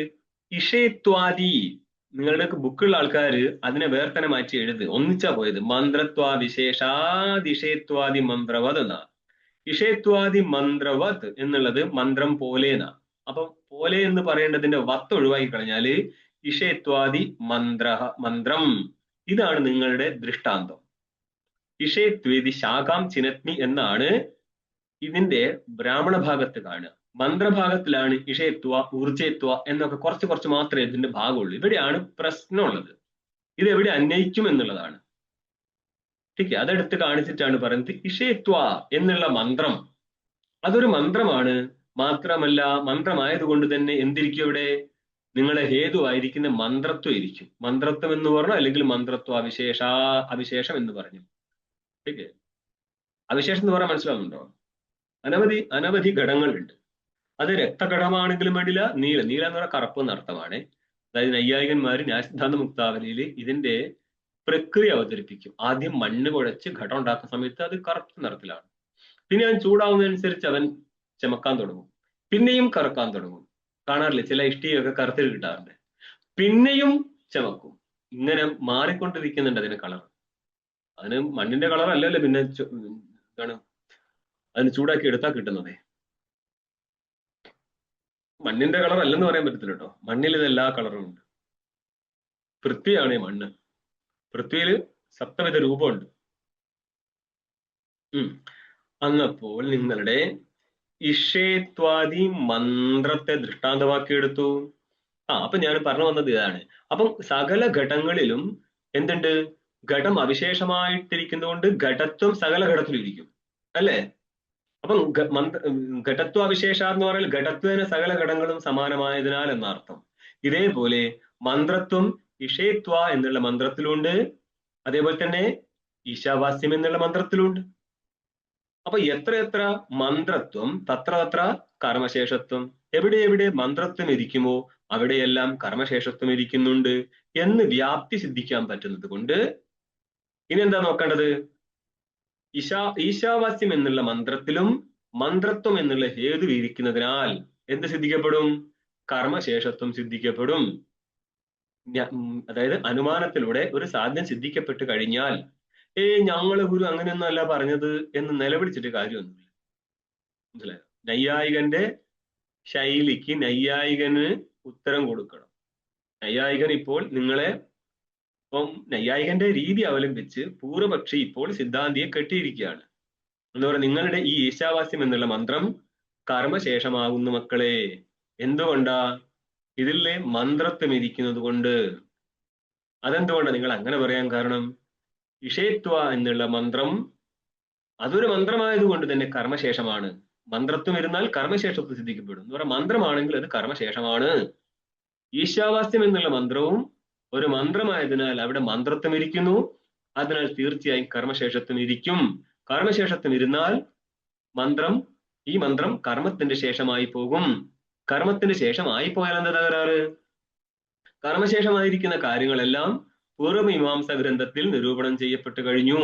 ഇനി നിങ്ങൾ അതിനെയും നിരൂപണം നടത്താൻ മെനക്കെടണ്ട. ആയതിനാൽ ഈ ഗ്രന്ഥത്തിന്റെ രചന ആവശ്യമില്ല എന്നാണ് ഈ പൂർവപക്ഷി പറയുന്നത്. മനസ്സിലായോ? ഇത്യാദി മന്ത്രവത്. അതുകൊണ്ട് എന്ത് പറ്റി? അതഹ പൃഥക് പ്രയോജനാദ്യഭാവാത്. അതായത് ഓരോരോ ഗ്രന്ഥത്തിനും അധികാരി, വിഷയം, സംബന്ധം, പ്രയോജനം, ഇങ്ങനെ 4 എണ്ണം ഉണ്ടാവും. അധികാരിച വിഷയശ്ച സംബന്ധശ്ച പ്രയോജനം വിന അനുബന്ധം ഗ്രന്ഥാദോ മംഗളം നൈവ സസ്യത്തെ. നമ്മളെ പരമ്പരയിൽ ഗ്രന്ഥത്തിന്റെ ആരംഭത്തില് അധികാരി, വിഷയം, സംബന്ധം, പ്രയോജനം ഈ 4 പറഞ്ഞിരിക്കും. അതിൽ ഇല്ലെങ്കിൽ എന്താ തകരാറ്? അതാണ് ഈ ശ്ലോകത്തിലൂടെ പറയുന്നത്. അധികാരീച്ച വിഷയസ്ഥ, ഗ്രന്ഥം പഠിക്കേണ്ടത് ആരാണോ അവനാണ് അധികാരി. അവിടെ പ്രതിപാദിക്കുന്ന കാര്യമാണ് വിഷയം. പ്രതിപാദിക്കപ്പെടുന്ന വസ്തുവും ഗ്രന്ഥവും തമ്മിലുള്ളതാണ് പ്രതിപാദക ഭാവ സംബന്ധം. അതെല്ലാ സ്ഥലത്തും ഒന്നാണ്. പിന്നെ ചില സംബന്ധം നമ്മൾ മാറ്റും, അത് പ്രക്രിയക്കനുസരിച്ച് നോക്കും. പ്രയോജനം എന്താണെന്ന് പറയും. ഇപ്പം യാഗമാണെങ്കിൽ അതിന്റെ പ്രയോജനമാണ് സ്വർഗത്തിൽ പോവുക. എല്ലാ സ്ഥലത്തും ഒരേതല്ല. ചിലപ്പോൾ പുത്രകാമേഷ്ടി യാഗമാണെങ്കിൽ പുത്രനായിരിക്കും ഫലം. ഇനി മഴ പെയ്യിക്കാനാണെങ്കിൽ അവിടെ മഴയായിരിക്കും ഫലം. ഇവിടെ അത് അപ്പം പൂർവമീമാംസയിൽ എന്ത് ചെയ്യുന്നുണ്ട്? ഇപ്രകാരം അധികാരി വിഷയ സംബന്ധ പ്രയോജനത്തെ പറയും. എല്ലാ ഗ്രന്ഥങ്ങളിലും നിങ്ങൾക്ക് അധികാരിയെയും വിഷയത്തെയും സംബന്ധത്തെയും പ്രയോജനത്തെയും കാണാം. അധികാരിച്ച വിഷയസ്ഥ സംബന്ധിച്ച പ്രയോജനം. ഇതിനെയാണ് അനുബന്ധ ചതുഷ്ടയം എന്ന് പറയുന്നത്. ठीक അനു എന്ന് പറയാൻ പശ്ചാത്തലം എന്നർത്ഥം. ശേഷം ബധ്നാദിക്ക് അർത്ഥം വിശദീകരിക്കണം. ഗ്രന്ഥത്തിന്റെ അധ്യയനത്തിൽ പ്രവർത്തിപ്പിക്കുന്നു എന്ന് പറയാം. ഏതൊരു ഈ നാലെണ്ണത്തിന്റെ ജ്ഞാനം കൊണ്ട് മാത്രം ഗ്രന്ഥ അധ്യയനത്തിൽ പ്രവൃത്തി വരുമോ അതിനെയാണ് നമ്മൾ അനുബന്ധം എന്ന് പറയുന്നത്. ठीक അനു പശ്ചാത് ഗ്രന്ഥാധ്യയന പ്രവൃത്തി പ്രയോജയതീതി അനുബന്ധ. അനു എന്ന് പറഞ്ഞ പശ്ചാത്, ഏതിനു ശേഷം? ജ്ഞാനത്തിന് ശേഷം. ഏതിന്റെ ജ്ഞാനത്തിന് ശേഷം? അവിടെയുള്ള അധികാരി വിഷയ സംബന്ധ പ്രയോജനം. ഈ ജ്ഞാനത്തിന് ശേഷമാണ് ആ ഗ്രന്ഥത്തില് അധ്യയനം എന്നുള്ള പ്രവൃത്തി വരുന്നത്. അതുകൊണ്ട് അധ്യയന പ്രവൃത്തിക്ക് പ്രയോജകനാണ് ആര്? ഈ നാലെണ്ണത്തിന്റെ ജ്ഞാനം. ठीक ഗ്രന്ഥ അധ്യയന പ്രവൃത്തി പ്രയോജക ജ്ഞാനം. ഏത് ജ്ഞാനം? അനുബന്ധത്തിന്റെ ജ്ഞാനം. അതിന്റെ വിഷയം ഏതാ? അനുബന്ധം. അപ്പോൾ അനുബന്ധത്തിന്റെ ലക്ഷണം എന്താ? ഗ്രന്ഥാധ്യയന പ്രവൃത്തി പ്രയോജക ജ്ഞാന വിഷയത്വം അനുബന്ധത്വം. ഗ്രന്ഥാധ്യയന പ്രവൃത്തി പ്രയോജക ജ്ഞാനമാണ് അനുബന്ധത്തിന്റെ ജ്ഞാനം. താദൃശ ജ്ഞാന വിഷയത്വം അനുബന്ധത്തിലിരിക്കും. അപ്പൊ ലക്ഷണം എങ്ങനെ ഉണ്ടാക്കിയാൽ മതി? അതുകൊണ്ട് എല്ലാ സ്ഥലത്തും നിങ്ങളുടെ ബ്രഹ്മസൂത്രം ആണല്ലോ നിങ്ങളുടെ വേദാന്തത്തിന്റെ മുഖ്യ പ്രബല ഗ്രന്ഥം. അവിടെ തന്നെ പറയും അഥാതോ ബ്രഹ്മജിജ്ഞാസ. അധശബ്ദം എന്താർത്ഥം? അനന്തരം. ഏതിനനന്തരം? സാധന ചതുഷ്ടയ സമ്പത്തി അനന്തരം. അതുകൊണ്ട് അധികാരി ആരാ? സാധന ചതുഷ്ടയ സമ്പന്നൻ. ഇങ്ങനെയാണ് സിദ്ധിച്ചു പോവുക. അല്ലാതെ വേറെ രീതിയിലൊന്നും എഴുതില്ല. ഇത് വളരെ പണ്ഡിത ബുദ്ധിയിലൂടെ പോകുന്ന രീതിയാണ് ഇതൊക്കെ അവലംബിക്കുന്നത്. അതുകൊണ്ട് ഇവിടെ എന്താ പറയുന്നത്? പൃഥക് പ്രയോജനാദ്യ ഭാവാത്. ഈ ഈശാവാസ്യം എന്നുള്ള മന്ത്രമായതിനാൽ കർമ്മശേഷമാണ്. അതിനെ ഞങ്ങൾ പൂർവമീമാംസയിൽ പറഞ്ഞ സ്ഥിതിക്ക് പൂർവമീമാംസയിലെ അധികാരി വിഷയം സംബന്ധ പ്രയോജനം അത് മാത്രമാണ് ഈശാവാസ്യത്തിലെയും.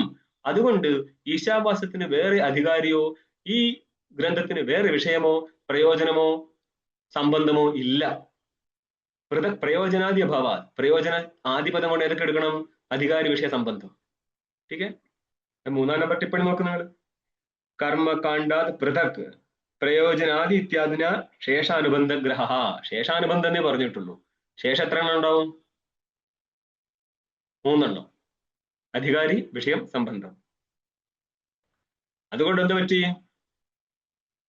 പ്രയോജനാധിഭാവാത് അവ്യാഖ്യായ. വ്യാഖ്യാനത്തിന്റെ വിഷയമാണ് വ്യാഖ്യേയം.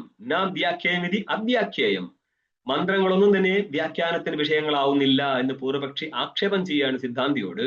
അവ്യാഖ്യേയാഹ, വ്യാഖ്യാനത്തിന് വിഷയമേ അല്ല നിങ്ങളുടെ ഈ മന്ത്രങ്ങൾ. ഇതി ഇവിടം വരെ അഭിപ്രായമാണ് പൂർവപക്ഷിയുടെ. ഇങ്ങനെ അഭിപ്രായപ്പെടുന്നവനോട് താൻ പ്രത്യാഹ, അവനോട് ഉത്തരം പറയാണ് ആദ്യമായിട്ട് ഇപ്പോൾ ഭാഷ്യകാരൻ. ഇനി ഭാഷ്യം കാണും ഒരു പങ്ക്തിയെങ്കിലും. ഈശാവാസ്യമിത്യാദയോ മന്ത്രാഹ കർമ്മസ്വവിനിയുക്താസ്. ഈശാവാസ്യം മുതലായ മന്ത്രങ്ങൾ കർമ്മത്തിൽ വിനിയോഗം നേരിടുന്നില്ല.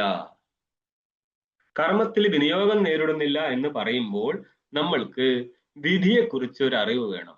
ഏത്? പൂർവമീമാംസയിലെ വിധിയെക്കുറിച്ച് പറയും. അപ്പോൾ അവിടെ 4 വിധികളെ കാണാം. അധികാര വിധി, അധികാരത്തിന് മുന്നേ ഉത്പത്തി വിധി വേണം. ഉത്പത്തി വിധി, അധികാര വിധി, വിനിയോഗ വിധി, പ്രയോഗ വിധി എന്ന് പറയും. കർമ്മസ്വരൂപ മാത്ര ബോധവ വിധി, ഉത്പത്തി വിധി. ठीक കർമ്മത്തിന്റെ സ്വരൂപത്തെ മാത്രമേ ബോധിപ്പിക്കത്തുള്ളൂ. ആ കർമ്മത്തിന്റെ ഫലം ഏതാണോ ആ ഫലവുമായിട്ട് ചെയ്യുന്നവന്റെ സംബന്ധത്തെ ബോധിപ്പിക്കുന്ന വിധിയാണ് അധികാര വിധി. ठीक കർമ്മഫല സ്വാമിത്വ ബോധക വിധി. കർമ്മത്തിന്റെ ഫലവുമായിട്ട് സ്വാമിത്വത്തെ ബോധിപ്പിക്കും. സ്വർഗാമോ യജേത ദർശപൂർണമാസാഭ്യം. അപ്പൊ സ്വർഗത്തിൽ കാമനയുള്ളവനാണ് അവിടുത്തെ അധികാരിയായിട്ട് മാറുന്നത്. പിന്നെയുള്ളത് എന്താണ്? വിനിയോഗ വിധി.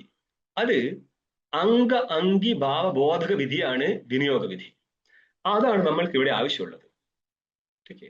നാലാമത്തതാണ് പ്രയോഗ വിധി. പ്രാശുഭാവം എന്ന് പറഞ്ഞാൽ ശീഘ്രത. അതായത് ഒരു കർമ്മത്തിന് അംഗങ്ങൾ പലതുണ്ടാവും. ആ അംഗങ്ങളിൽ വെച്ചിട്ട് ഏത് അംഗമാണ് ആദ്യം ചെയ്യേണ്ടത്, ഏത് അംഗമാണ് പിന്നീട് ചെയ്യേണ്ടത് എന്നുള്ള അംഗങ്ങളുടെ ക്രമത്തെ ബോധിപ്പിക്കുന്ന വിധിയാണ് പ്രയോഗ വിധി. ഇതിൽ വിനിയോഗ വിധിയാണ് നമുക്ക് വേണ്ടതെന്ന് പറഞ്ഞല്ലോ.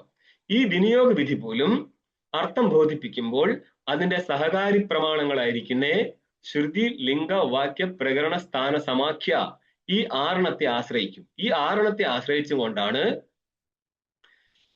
വിനിയോഗ വിധി അംഗി ഭാവം ബോധിപ്പിക്കുന്നത്. അപ്പൊ സിദ്ധാന്തി ആയിരിക്കുന്ന വേദാന്തി ഇവിടെ എന്താ പറയുന്നത്?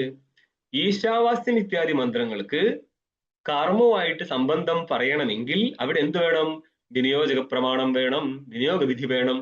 വിനിയോഗ വിധി ഇവിടെ കാണാത്തത് കൊണ്ട് ഈ മന്ത്രത്തിനെ നമ്മൾക്ക് കർമ്മവുമായിട്ട് സംബന്ധം പ്രാപിപ്പിച്ചിട്ട് കർമ്മത്തിന്റെ ശേഷമായിരിക്കുന്ന മന്ത്രമാണ് ഈ ഈശാവാസ്യം എന്ന് പറയാൻ പറ്റത്തില്ല. ഇതാണ് പറഞ്ഞു വെച്ചത്. സ്വാമിജി, ആ വിധികളൊന്നുകൂടി ഒന്ന് പറയാമോ? ഉത്പത്തി വിധി, വിനിയോഗ വിധി, അധികാര വിധി, വിനിയോഗ വിധി, പ്രയോഗ വിധി. അതൊക്കെ അർത്ഥസങ്കരം എടുക്കുന്നവരും പറഞ്ഞുതരാം. എന്താണ്? ഉത്പത്തി വിധി, അധികാര വിധി, വിനിയോഗ വിധി, പ്രയോഗ വിധി. സ്വാമിജി, ഇവിടെ ഈ ഈശാവാസ്യം ഈ മന്ത്രങ്ങൾക്ക് അംഗി ബാധകം വരുന്നില്ലാത്തതുകൊണ്ട് ഭാവം എന്തെങ്കിലും വിളിച്ച് പറയരുത് കേട്ടോ. നിങ്ങൾ എല്ലാവരോടുമാണ് പദപ്രയോഗം നടത്തുന്നവരെ വളരെ ശ്രദ്ധിച്ചിരുത്തി പറയാൻ പാടുള്ളൂ. എന്തെങ്കിലും വിളിച്ച് പറയാൻ ഏതെങ്കിലും വഴിക്ക് പോകും. അതുകൊണ്ട് ഓരോരോ കാര്യത്തിലും വളരെ കീനായിട്ടിരിക്കണം. എന്തുകൊണ്ടാണ് അങ്ങനെ വരാത്തത്? അംഗി ഭാവം വരാത്തത്? അംഗി ഭാവം വരാത്തതോ എന്താന്നുള്ളതോ? വിനിയോജക പ്രമാണം ഇല്ലാത്തത് കൊണ്ട്. വിനിയോജക പ്രമാണത്തിൽ പോലും അടുത്ത പറഞ്ഞല്ലോ, വിനിയോജക പ്രമാണം പോലും 6 അംഗങ്ങളെ സഹായിയായിട്ട് എടുത്തും കൊണ്ടാണ് വരേണ്ടത്. അപ്പോൾ ഇവിടെ ഇപ്പൊ ദൃഷ്ടാന്തം കൊടുത്തത് എന്താണ്? നാളെ പറയേണ്ടതാണിത്. ഇഷയത്വ എന്നുള്ളതാണ്. ഇഷയത്വ എന്നുള്ള സ്ഥലത്ത് വാക്യം എന്താണ്? ഇഷയത്വ അല്ലേ? അവിടെ ഇപ്പോൾ വാക്യപ്രമാണത്തിലൂടെ നിങ്ങൾക്ക് അത് സിദ്ധിക്കാൻ പറ്റും. ഓക്കെ. സമവ്യാഹാരോ വാക്യം എന്നാ പറയാ. സമവ്യാഹാരം എന്ന് പറഞ്ഞ സമീപോച്ചരിതം. ഇവിടെ ഒന്നും ഇതിന്റെ ഡീറ്റെയിൽ ഇല്ല. കുറച്ച് ടഫാണ്. ഈ പുസ്തകം വെച്ച് കഴിഞ്ഞാൽ ടഫാണ്. കഥ കേട്ടാൽ ഞങ്ങൾക്ക് പെട്ടെന്ന് മനസ്സിലാക്കാം. അതായത് ഒരു മന്ത്രഭാഗത്ത് ഇഷയത്വ എന്നേ ഉള്ളൂ. അവിടെയാണ് പ്രശ്നം. ഇഷയത്വ, ഊർജയത്വ എന്നൊക്കെ ഒന്നിച്ച് നിരത്തി മന്ത്രം പോവുകയാണ്. ഇത് എവിടെ കൊണ്ടുവച്ച് ഉപയോഗിക്കുന്നുള്ളതാണ്. ഇതിന്റെ ബ്രാഹ്മണ ഭാഗത്താണ് കാണുന്നത് ഇഷയത്വാദി ശാഖാൻ ചിനത്തി എന്നേ ഉള്ളൂ. അപ്പം ചൊല്ലുന്നവൻ ചിനത്നി എന്നാക്കി മാറ്റും. അപ്പം ഇത് പലാശ ശാഖ ഛേദന സ്ഥലത്തേക്കാണ് വരുന്നത്. അതെങ്ങനെ? അവിടുത്തെ വാക്യത്തിൽ എന്താ കണ്ടത്? ഇഷയത്വാദി ശാഖാൻ ചിനത്നി എന്ന് പറഞ്ഞിട്ടുണ്ട്. അപ്പോൾ ശാഖാൻ ചിനത്നി എന്നുള്ള സമവിവ്യാഹാരം എന്ന് പറഞ്ഞ സമീപ ഉച്ചരിതം എന്നർത്ഥം. സമീപ്യാഹാരം സമീപ ഉച്ചരിതമായിരിക്കുന്ന പദവുമായിട്ട് ഇഷയത്വാദി കൂട്ടിച്ചേർത്തപ്പോൾ സംഭവം വിനിയോഗ വിധിയിലൂടെ എന്ത് സിദ്ധിക്കപ്പെട്ടി? ശാഖാ ഛേദന സമയത്തുള്ള കർമ്മമാണെന്ന് സിദ്ധിക്കാൻ പറ്റി. ഇങ്ങനെ ഒരു വിനിയോജക പ്രമാണത്തിന് കാരണമായിരിക്കുന്ന ശ്രുതിലിംഗാദികളൊന്നും ഏതിനനുകൂലമായിട്ടില്ല? ഈശാവാസ്യം എന്നുള്ള മന്ത്രത്തിനില്ല. കാരണം ഈശാവാസ്യം എന്നുള്ള മന്ത്രം എന്താണ് പറയുന്നത് എന്നുള്ളതാണ് വിഷയം. നീ ചോദിച്ചാൽ ഈ ചോദ്യം നാളെ ചോദിക്കുന്നുണ്ട്. പക്ഷെ കാട് കയറുന്ന സാധനം എന്ന് പറഞ്ഞാൽ ഇവ നിത്യശുദ്ധ ബുദ്ധമുക്തം ഇതൊന്നും ഇവിടെ ഇല്ല. പഴയ ക്ലാസ്സിൽ എടുത്തിട്ടുണ്ടാകത്തില്ല. നിങ്ങൾ ഡീറ്റെയിൽ ചെയ്യാൻ പറഞ്ഞാൽ ഇതൊരു കാട് കയറൽ വരും. എന്തുവരും? ഇവിടെ ഇപ്പോൾ നിത്യശുദ്ധ ബുദ്ധമുക്ത സ്വഭാവ സ്വരൂപനായിരിക്കുന്ന പരമാത്മാവിനെയാണ് ഇപ്പോൾ ഈശാവാസ്യം എന്നുള്ള മന്ത്രം പറയുന്നത്. ഈ നിത്യശുദ്ധ ബുദ്ധമുക്തനെ നിങ്ങൾക്ക് കർമ്മമായിട്ട് ബന്ധപ്പെടുത്താൻ പറ്റത്തില്ല. അതുകൊണ്ട് ഈ നിത്യമുക്തനെ പറയുന്ന വാക്യങ്ങൾക്ക് കർമ്മകാണ്ഡമായിട്ട് സംബന്ധിക്കാൻ പറ്റത്തില്ല. ഇങ്ങനെ അനുബന്ധ വിഷയത്തെ കുറിച്ച് പറഞ്ഞപ്പോഴേ അനുബന്ധ നാലിന്റെ ജ്ഞാനം അത് ഒന്നുകൂടി ഒന്ന് ക്ലിയർ. ഈ നാലിന്റെ ജ്ഞാനം ഈ ഗ്രന്ഥത്തിലുള്ള അതായത് എല്ലാ ഗ്രന്ഥത്തിന്റെ സ്ഥലത്തും ഈ 4 ജ്ഞാനം വേണം. അതായത് ഇപ്പം പറയാണ്, നിത്യശുദ്ധ ബുദ്ധമുക്ത ബ്രഹ്മത്തെ പ്രാപിക്കാൻ ഇച്ഛിക്കുന്നവനാണ് ഈ ഗ്രന്ഥം പഠിക്കേണ്ടത്. പക്ഷേ പഠിക്കാൻ പോകുന്ന ആള് സ്വർഗത്തിൽ എങ്ങനെ പോകാന്നുള്ള ആഗ്രഹത്തോട് കൂടിയിരിക്കുകയാണ്. അപ്പം ആ വ്യക്തിക്ക് ഒരിക്കലും അനുകൂലമല്ല ഈ അദ്വൈത വേദാന്തത്തിന്റെ ശ്രവണം. കാരണം അധികാരിയല്ല. അധികാരിണ പ്രമിതി ജനകോ വേദ എന്നാണ് വേദത്തിന്റെ അർത്ഥം തന്നെ. അധികാരിക്ക് യഥാർത്ഥ ജ്ഞാനം ഉത്പാദിപ്പിച്ച് കൊടുക്കുന്നതാണ് ഈ വേദം. അപ്പം ഇവിടുത്തെ അധികാരിക്ക് മാത്രമേ ഈ വേദം ഈ ഒരു കാര്യത്തിൽ ഉത്പാദിപ്പിച്ചു കൊടുക്കത്തുള്ളൂ. അധികാരി കാമിയാണെങ്കിൽ അവന് നല്ലത് എന്താണ്? യാഗത്തെ കുറിച്ച് പഠിക്കുന്നതാണ്. അപ്പോൾ യാഗ വിഷയമായിരിക്കുന്ന ബോധമുണ്ടോ? അധികാരി അകാമിയാണ്, ബ്രഹ്മബോധത്തിനാണ് താല്പര്യം, നിത്യമുക്തനായിരിക്കുന്ന ബ്രഹ്മപ്രാപ്തിക്കാണ് താല്പര്യമെങ്കിൽ അവൻ മാത്രമാണ് അദ്വൈത വേദാന്തത്തിന്റെ ശ്രവണത്തിന് അധികാരി. അതെന്തുകൊണ്ടാ? മറ്റുള്ളവർ ശ്രമിച്ചാല് ശ്രമിച്ചോളൂ, ലക്ഷ്യം കാണൂല, അത് തന്നെ മനസ്സിലാക്കാൻ പറ്റില്ല. അതായത് ഒരാളെ മനസ്സിലാക്കുന്നുണ്ടെങ്കിൽ ഒരു കാര്യം മനസ്സിലാക്കണം. നമ്മൾ ഇതിന് മുൻപ് പറഞ്ഞത് ഈശ്വരാനുഗ്രഹമേവ പുംസാം അദ്വൈത വാസന. അദ്വൈത വേദാന്തത്തിൽ ഒരു രുചി വരണമെങ്കിൽ ഈശ്വരന്റെ അനുഗ്രഹം എങ്ങനെ കിട്ടിയതാ? അവന്റെ പൂർവ്വജന്മത്തിലെ കർമ്മവും അവന്റെ ഉപാസനയും അവന്റെ വൈരാഗ്യവുമാണ് കാരണം. മനസ്സിലായോ? അതുകൊണ്ട് ഇത് പഠിക്കുന്ന ആൾക്കാർക്ക് എന്തോ ഒരു ക്വാളിറ്റി ഉള്ളത് കൊണ്ടാണ് അവർ പഠിക്കാൻ വന്നത്. അത് മനസ്സിലാക്കുന്നതിന്റെ വ്യത്യാസവും അവരുടെ പൂർവ്വജന്മ സുഹൃത്തിനനുസരിച്ച് മാറും. ഓക്കെ, ഇതാർക്കും പഠിക്കാം, ഒരു ബുദ്ധിമുട്ടില്ല. മനസ്സിലാവുന്നുണ്ടെങ്കിൽ അതിന് യോഗ്യതയുണ്ട്, മനസ്സിലാവുന്നില്ലെങ്കിൽ യോഗ്യത സമ്പാദിക്കുക എന്നേ ഉള്ളൂ. അത് ഇട്ടേച്ച് പോകണമെന്ന് ആരും പറയത്തില്ല. തുടക്കത്തിൽ ആൾക്കാർക്ക് ഇത് മനസ്സിലാവുന്നില്ല എന്ന് കരുതിയിട്ട് ഒരിക്കലും മനസ്സിലാവാൻ പാടില്ല എന്നൊന്നുമില്ല. നമ്മൾ അതിന്റെ റൂട്ട് പിടിക്കുക എന്നുള്ളതാണ്. ഒരു ശ്ലോകമുണ്ട് ഇതുമായിട്ട് ബന്ധപ്പെട്ടിട്ട്, ദിനേ ദിനേ വേദാന്ത വിചാരാത് ഭക്തി സംയുതാത് ഗുരു ശുശ്രൂഷയാ ലബ്ധ കൃച്ച അശ്രീനി ഫലം ലഭേതെന്നാണ്. അതായത് ഗുരു ശുശ്രൂഷയോടുകൂടി പ്രതിദിനം നടത്തുന്ന വേദാന്ത വിചാരത്തിന്റെ ഫലം എന്താണെന്നോ? 80 കൃച്ച ചാന്ദ്രായണത്തിന്റെ ഫലം ഒരു ദിവസത്തെ അധ്യയനത്തിൽ നിന്ന് കിട്ടും. അതായത് ഒരു വർഷം മെനക്കെട്ടാലും കൃച്ച ചാന്ദ്രായണം എല്ലാ ദിവസവും അനുഷ്ഠിച്ചാലും 13 എണ്ണത്തിന്റെ അപ്പുറം എത്ര പോകും? 13 എണ്ണം. 12 മാസത്തിൽ 13 തീർന്നു. കാരണം 28 ദിവസം വെച്ചിട്ട് നിങ്ങൾക്ക് കൃച്ച ചാന്ദ്രായണം ചെയ്യാൻ പറ്റും. അത് തന്നെ പല വിധത്തിലുണ്ട് കൃച്ച ചാന്ദ്രായണങ്ങൾ. ഭക്ഷണത്തിലാണെങ്കിൽ മൊത്തം പൂട്ട്. അതൊക്കെ സഹിച്ചിട്ട് ചെയ്യുന്ന ഫലം ഗുരു ശുശ്രൂഷയോട് കൂടി നടത്തുന്ന വേദാന്തത്തിൽ ഒറ്റ ദിവസം കിട്ടുന്നതാണ്. ഇതെങ്ങനെ 80 എണ്ണത്തിന്റെ ഫലമാണ് പറയുന്നത്. അപ്പൊ എത്ര വർഷം കൊണ്ടായിരിക്കും ഒരു 80 എണ്ണം ചെയ്യാൻ പറ്റുന്നത്? 6 വർഷത്തിന്റെ 30 യൂല്ലേ? മനസ്സിലായോ? അപ്പോ അതെന്തുകൊണ്ട് ഇങ്ങനെ പറയുന്നത്? ഇത് ചെയ്യുന്നവന് പൂർവ്വജന്മത്തിലെ ക്വാളിറ്റി ഉണ്ട്, അതുകൊണ്ടാണ് പഠിക്കാൻ വരുന്നത്. പക്ഷെ അതില് ഇതിനെ വ്യത്യാസപ്പെടുന്നത് നമ്മൾക്ക് അവസരം വരുമ്പോഴേ നമ്മൾക്ക് എന്താണ് ഗുരു ശുശ്രൂഷയൊക്കെ ചെയ്യാൻ പറ്റത്തുള്ളൂ. അതിനുള്ള ഒരു ആശ്രമത്തിലേക്കൊക്കെ വരിക എന്ന് പറഞ്ഞാൽ അതിനുള്ള പാകം ഉണ്ടെങ്കിലേ നടക്കത്തുള്ളൂ. എന്തുകൊണ്ട് അങ്ങനെ വരുന്നത്? അതായത് കൂടെ നടക്കുന്നവരോട് ചോദിച്ച് മനസ്സിലാക്കിയത് പെട്ടെന്ന് മനസ്സിലാക്കാം. അതാണ് ഗുരു ശുശ്രൂഷ. അല്ലാതെ ഇപ്പൊ അങ്ങനെ പ്രത്യേകിച്ച് പാത്രം കഴിപ്പിച്ചുകൊണ്ടൊന്നും നിങ്ങൾക്ക് പ്രത്യേകിച്ച് ഗുണം കിട്ടുന്നില്ല. കൂടെയുള്ള വ്യവഹാരത്തിൽ കുറെ കാര്യങ്ങൾ മനസ്സിലാക്കാം. അതിനാണ് പിന്നെയും വേണേ പറയാം, ഒരാളുടെ വ്യവഹാരം കണ്ട് നമുക്ക് കുറെ കാര്യം പഠിക്കാം എന്നൊക്കെയുള്ളത്. ठीक है, അങ്ങനെയുള്ള ഗുരുക്കന്മാർ ഇരുന്നതിൽ ലാഭമുണ്ട്, ഇല്ലെന്നല്ല. കാരണം നമ്മളുടെ വേർഡ്സ് നമ്മളുടെ തോട്ട്സ് അല്ലേ. അപ്പൊ ഒരാൾ ചിന്തിക്കുന്നതനുസരിച്ചല്ലേ വ്യവഹരിക്കുന്നത്. അത് കണ്ടു പഠിച്ചാലും കുറെ ഗുണം. പിന്നെ അതായത് ഋജുത്വം എന്നുള്ള വലിയ ഗുണമായിട്ട് പറയും. ടേട എങ്കിലും പറഞ്ഞില്ല, ടേട എന്ന് പറഞ്ഞാല് കുരുട്ട് ബുദ്ധിയായിട്ട് ഇതിൽ നിന്നാല് വിദ്യ പൈലറ്റ് ചെയ്യാൻ പറ്റും. പക്ഷെ അതുകൊണ്ട് ഉപകാരമില്ലെന്ന് പറഞ്ഞാൽ ഇത് എവിടെ കൊണ്ടുവച്ചാണ് ഫലമത്താവേണ്ടത് പല കാര്യം മനസ്സിലാവില്ല. തുമ്പച്ച ഹോബക്ക എന്നുള്ളത് പരീക്ഷയ്ക്ക് പാസ്സാവാൻ വേണ്ടി പറ്റും, ഇതിന്റെ ഉള്ളോട്ട് കയറാൻ പറ്റില്ല. അതുകൊണ്ടാണ് ആദ്യം സ്ട്രേറ്റ് ആയിരിക്കണം എന്ന് പറയുന്നത്.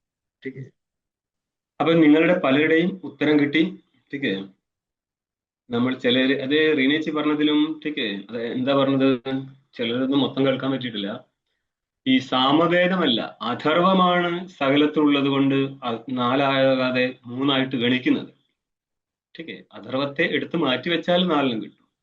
വേദത്രയി എന്ന് പറയുന്ന സമയത്ത് അഥർവത്തെ ഗണിക്കത്തില്ല.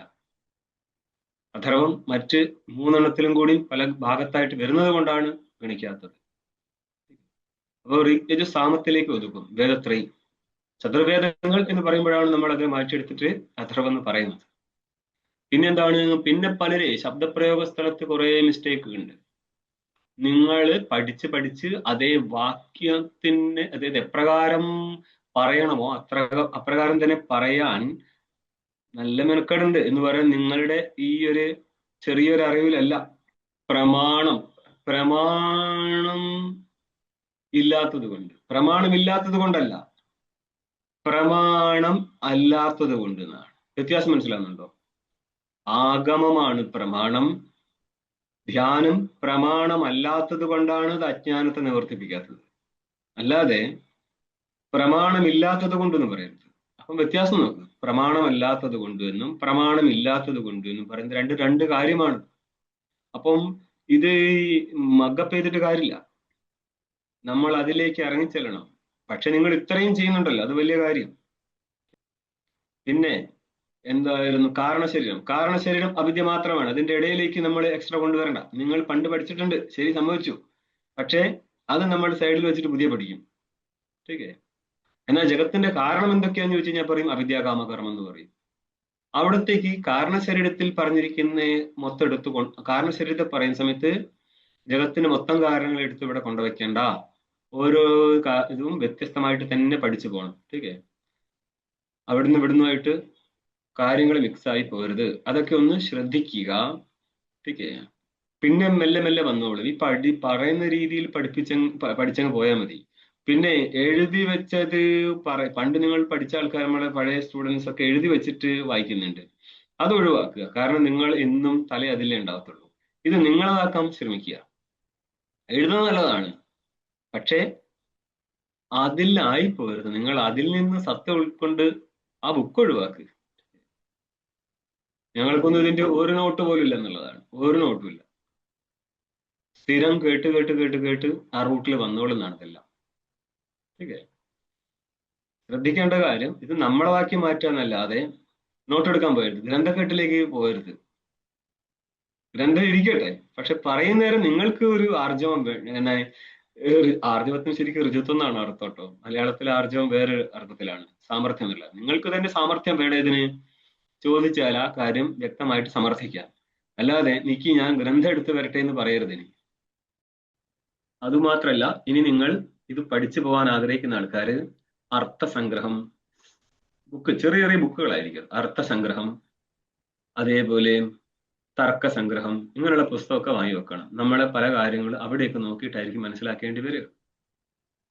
എന്റെ കയ്യിലുള്ള അർത്ഥസംഗ്രഹം എന്ന് പറയുന്നത് സംസ്കൃത സംസ്ഥാനതാണ്. ഇത് കിട്ടാൻ പാടാണ്. ഇത് ഡൽഹിക്കാരുടേതാണ് സാധനം. പക്ഷെ ഇതിന്റെ സെയിം സാധനം നിങ്ങൾക്ക് ഇവിടെ കിട്ടും, ചൗക്കാമ്പിൽ കിട്ടും. അതിൽ തന്നെ 4 ടീക്കയുള്ള തർക്കസംഗ്രഹം വായിക്കണേ. കാരണം ഞാൻ എടുക്കുന്ന നിങ്ങൾക്ക് സമാനമായിരിക്കും പേജ്. അതില് വെച്ചോ ഏതൊക്കെ മൂലപാഠം, പദകൃത്യം എന്നൊരു ടീക്ക, 2 ടീക്ക, 4 ടീക്ക ഉണ്ട്. ഇതിൽ മുഖ്യമായിട്ട് പദകൃത്യം, പിന്നെ പദകൃത്യം, ന്യായോധിനി, ദീപിക, ഇത്രയും ടീക്കയുള്ള പുസ്തകം വായിക്കാൻ പാടില്ല. നിങ്ങൾ എല്ലാവരും ഉത്തരം തരുമെങ്കിൽ ഞാൻ ചോദ്യം ഇട്ടുതരാം, തരൂലെങ്കിൽ ഞാൻ ചോദ്യം തരത്തില്ല. നിങ്ങൾ ഇങ്ങനെ തന്നെ ക്ലാസ് കൊണ്ടുപോകും. നിങ്ങൾ തീരുമാനിച്ചോളുക. എന്നാൽ ഓം പൂർണ്ണമദഃ പൂർണ്ണമിദം പൂർണ്ണാത് പൂർണ്ണമുദച്യതേ പൂർണ്ണസ്യ പൂർണ്ണമാദായ പൂർണ്ണമേവാവശിഷ്യതേ. ഓം ശാന്തി ശാന്തി ശാന്തി. ശങ്കരം ശങ്കരാചാര്യം കേശവം ബാദരായണം സൂത്രഭാഷ്യ കൃതൗ വന്ദേ ഭഗവന്തൗ പുനഃ പുനഃ.